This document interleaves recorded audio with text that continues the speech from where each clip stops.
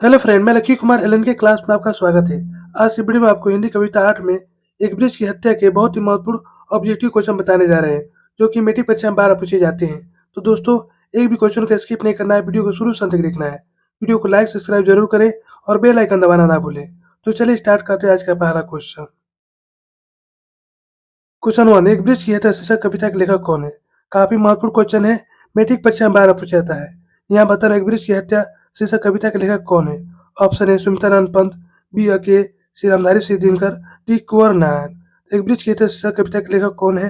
तो कुंवर नारायण है। यहाँ पर राइट ऑप्शन डी, सी याद रखना होगा। चलिए अगला क्वेश्चन देखते हैं।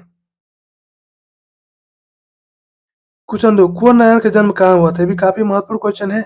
यहाँ बताना, कुंवर नारायण का जन्म कहाँ हुआ था? Option A Garhwal Uttar Pradesh, B Kushinagar Uttar Pradesh, C Lucknow Uttar Pradesh, D Muzaffarpur Bihar. तो कुंवर नारायण का जन्म कहाँ हुआ था? तो लखनऊ उत्तर प्रदेश में। यहाँ पर राइट ऑप्शन सी। चलिए अगला क्वेश्चन देखते हैं। क्वेश्चन 3, कुंवर नारायण का जन्म कब हुआ था? ये भी काफी महत्वपूर्ण क्वेश्चन है।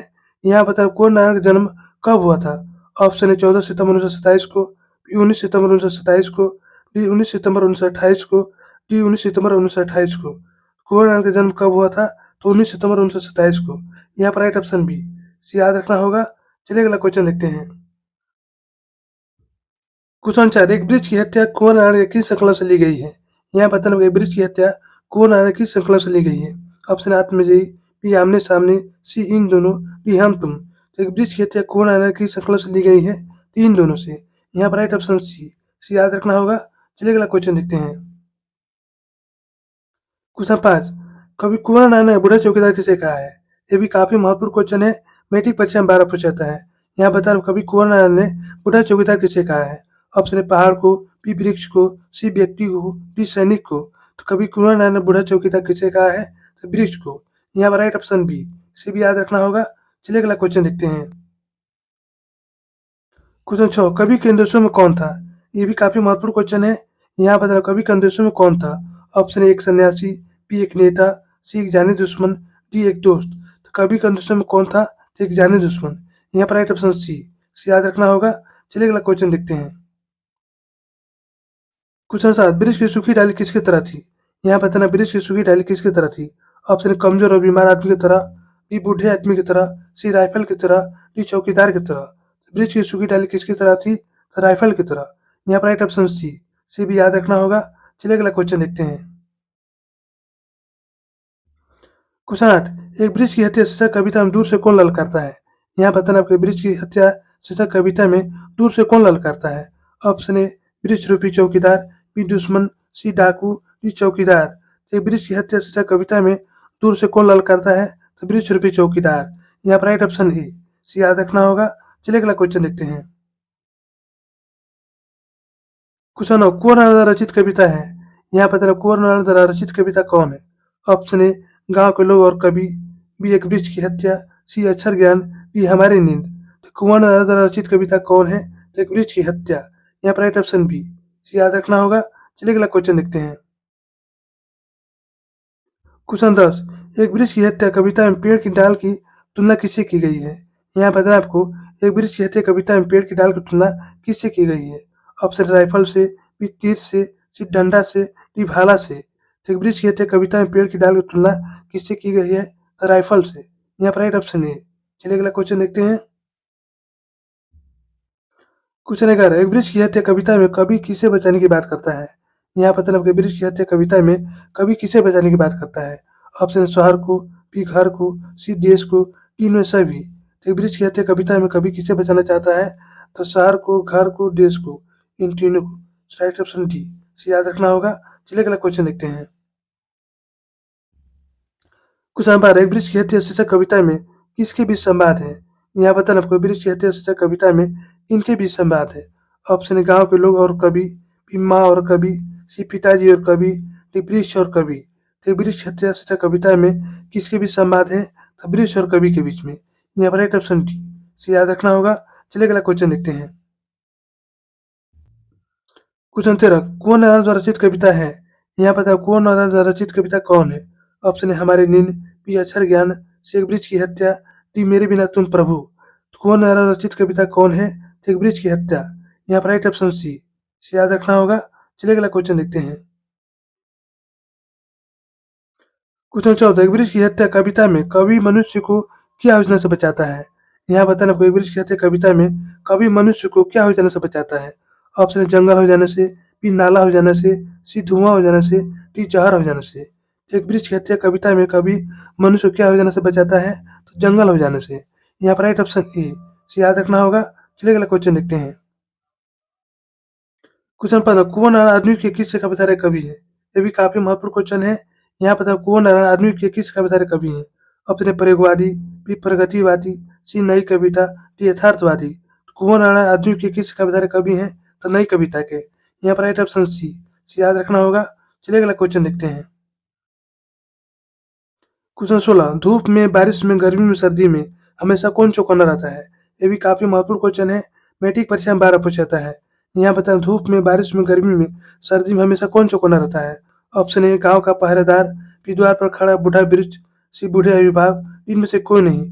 तो धूप में, बारिश में, गर्मी में, सर्दी में हमेशा कौन चौकन्ना रहता है? तो द्वार पर खड़ा बूढ़ा वृक्ष। यहाँ पर राइट ऑप्शन बी, सी भी याद रखना होगा। चलिए अगला क्वेश्चन देखते हैं। क्वेश्चन 17, आकारों के आसपास किस प्रकार की रचना है?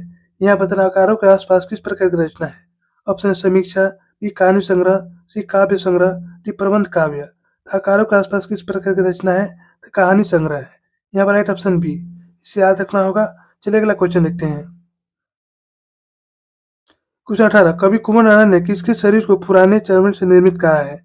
यहाँ बताना आपको, कवि कुंवर नारायण ने किसके शरीर को पुराने चर्म से निर्मित कहा है?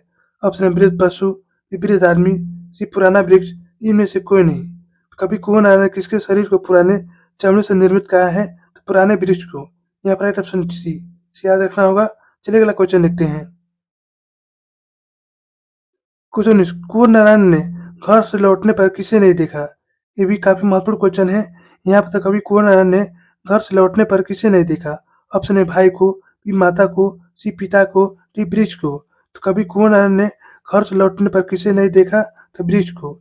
यहाँ पर राइट ऑप्शन डी, से याद रखना होगा। चलिए अगला क्वेश्चन देखते हैं। क्वेश्चन 20, खाकी वर्दी में हमेशा कौन चौकन्ना रहता है?